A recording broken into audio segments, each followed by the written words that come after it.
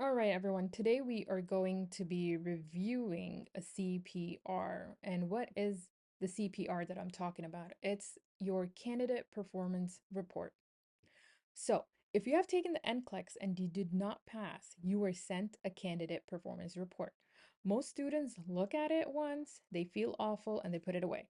That report is actually the most valuable study tool you own.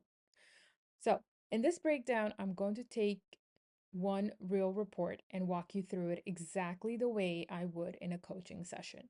You will see how I read it, what I look for first, and how I turn it into a plan. And by the end, you'll be able to look at your own report and understand what it is telling you. So let's get started. Okay, so I had a student send me their report and I kind of compiled it, and this is what it reads. So, most students think that failing the NCLEX means that they need to study everything again. Now, that's usually not true. When I look at the candidate performance report, I don't just see scores, I see a story. So, take a look at this one. 9 content domains, then the clinical judgment section is broken into 6 steps. Every line is marked either above, near, or below the passing standard. Before I say a word about it, read it yourself. Where do you think the student went wrong? So, within a few minutes, I can usually identify a student's biggest weakness and build a study plan that focuses on what actually needs improvement. Let me show you how. The biggest mistake people make is counting how many categories are below passing. Is it 3 below, 5 below? But that's not what matters. I'm looking for patterns. Notice what fell below here: health promotion and maintenance, pharmacological and parental therapies, physiological adaptation, and inside clinical judgment, analyze cues, and prioritize hypothesis. And notice what did not fall below: management of care, safety and infection control, psychosocial integrity, basic care and comfort, reduction of risk. They're all near. Recognize cues, take actions, evaluate outcomes are all above. So, this is not a student who knows nothing. This is a student whose weakness cluster in a very specific place. These patterns tell me why the student struggled, not just where they struggled. So the students' weaknesses, they aren't random. Look at all these four. What do they have in common? So health promotion asks you to apply growth and development and prevention principles to an actual client.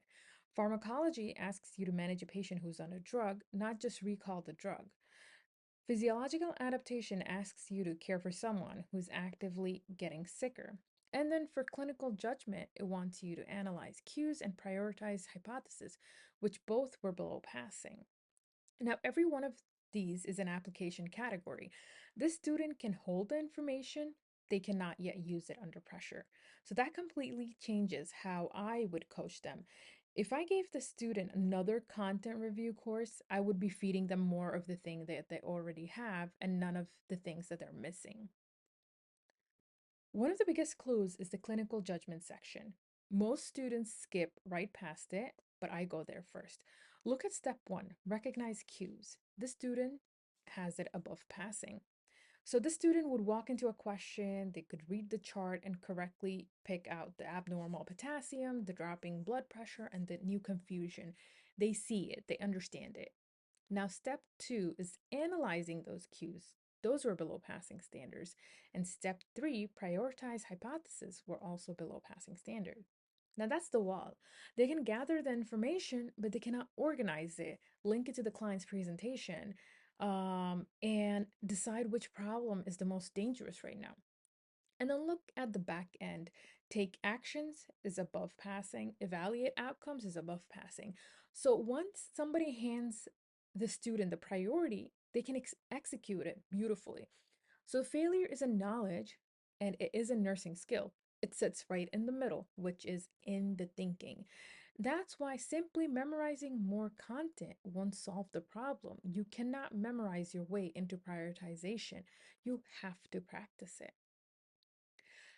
So I wouldn't waste the students' time reviewing everything. Week one, we go straight at the 3 content areas that fell below. So we would practice more on health promotion, pharmacology, and physiological adaptation. Not every system, not the entire book, just those three. And taught as concepts that they can apply. and not facts that they can recite. For week two would be our real work. We would train clinical judgment directly. I would give them a client scenario and I make them tell me which cue matters most and why, then which problem is the priority, then what happens if they're wrong.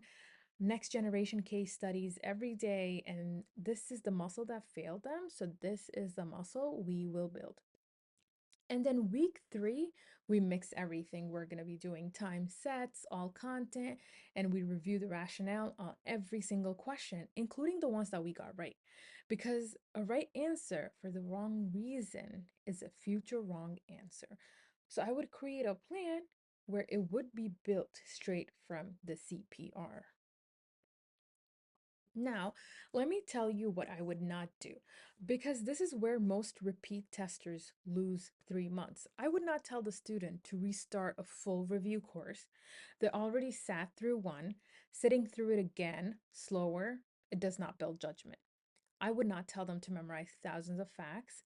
Look at the report, recognize cues, is above passing. So recall was never their problem. I would not tell them to grind random questions for 8 hours a day. Questions without rationale review or just typing practice. And I would absolutely not let them study without a plan. That's the one that hurts the most because it feels productive. You're tired at the end of the day, though. So it must have worked, but it didn't. So working harder isn't always the answer. Working smarter is. So a personalized study plan puts your energy exactly where it changes your score. Here's what I want you to take away. Three students can fail the NCLEX for a completely different reason. Student A has real content holes. Their clinical judgment steps are fine, but the knowledge underneath isn't there. They actually do need review, but only in the areas that fell. Student B is the student we just analyzed. So content is mostly holding. The thinking is what broke. Giving student B a content course would be a waste of their money and their time. And then we have a student C is the one that really breaks my heart because almost every line says near, nothing is truly broken. The student knows the material and knows how to think. They're running out of time. They're changing correct answers. They're panicking. That's a strategy problem and it is very fixable. Three students, one word on the report, fail, and three totally different roads forward. That's why I don't give every student the same advice, and your CPR decides your plan. So here's my offer, and I mean this. If you have already taken the NCLEX and you did not pass, email me your candidate performance report, your CPR, at nclexpnreview26@gmail.com. I will personally read it. I will look at your pattern the same way I just looked at the students, and I will send you back a free personalized study plan built around your actual strengths and at your actual weaknesses. You do not have to buy anything for it. And if after you read it, you want somebody in your corner, somebody to walk you through the thinking, hold you to the plan, and drill clinical judgment with you week by week, one-to-one coaching is available.